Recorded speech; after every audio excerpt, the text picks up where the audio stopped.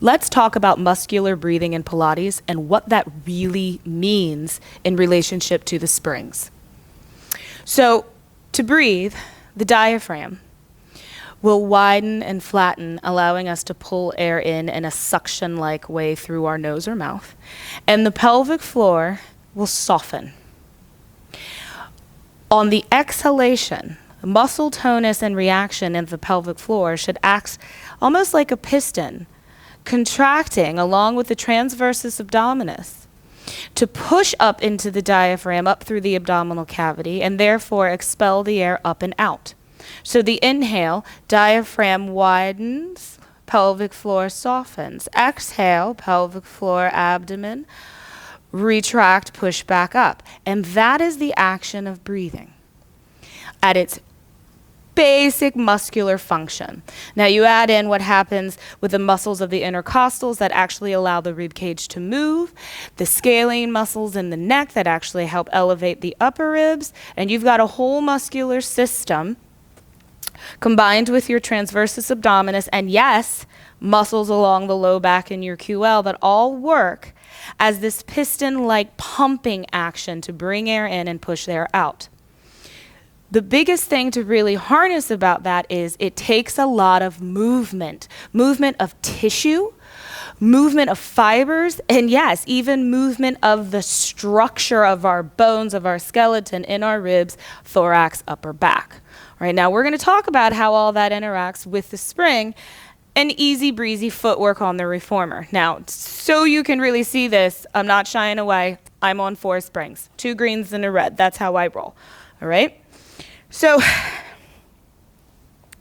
we're going to look at first inhaling up into the opening of the springs. My personal favorite way to breathe, inhaling as the reformer springs are opening so you stand up into all of that force that when you in real life is gravity, right? These shoulder blocks are reminding you that when you stand, gravity pushes on you.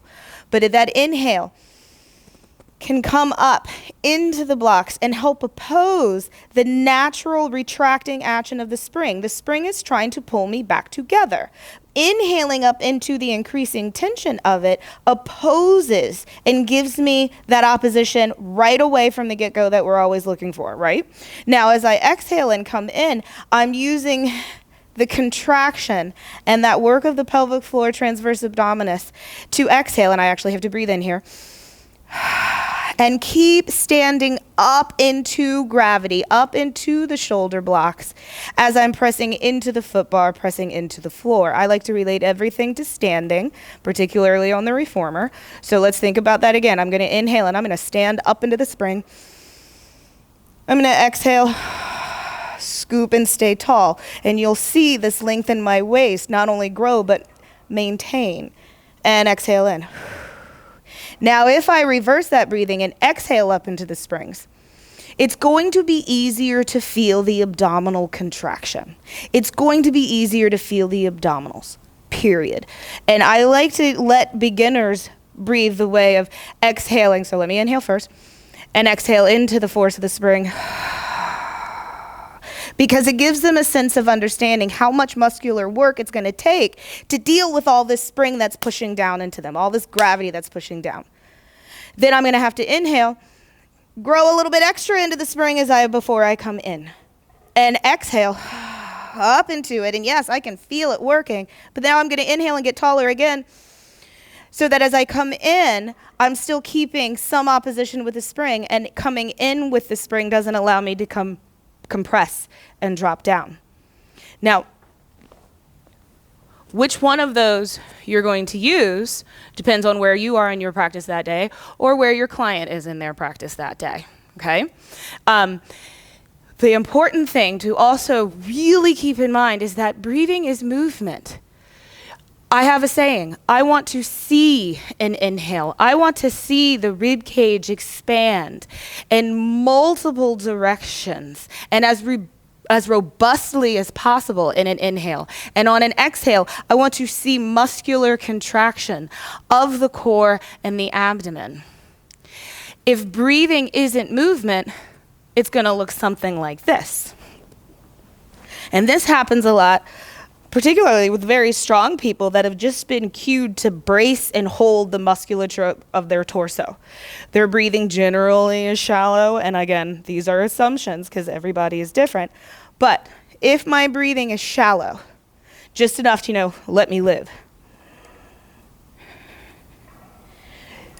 you're going to start to see it really push from my knees, and you do not see that expansion and length and movement through the fibers of the core. You just see me doing leg presses. There's really not much going on up here other than my mouth. Let's see the difference. Going with my personal favorite, inhaling. You see I have to wiggle because I have to let go of that tension that was just gripping and holding. Inhale, exhale. Grow tall, stand tall, find the opposition, maintain it, keep getting taller. Reversing the breath to exhale out. Feeling that nice solid strength of center, but now I'm gonna inhale. Grow a little taller into the spring, exhale, come in. Woo! I ran out of breath, so I had to exhale and come in. But whichever breathing you choose, there should be movement, right? And for those who have been told to really ground the bottom of the ribs, do not ground the ribs at the expense of locking the movement out of the thorax, because we need to fill ourselves with air in order to move.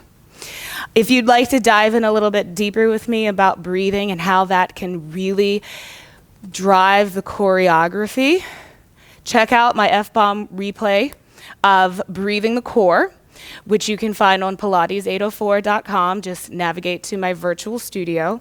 And if you want to get nerdy with me in anatomy land, there's a whole nose to toes A and K plus fundamentals that you can also check out.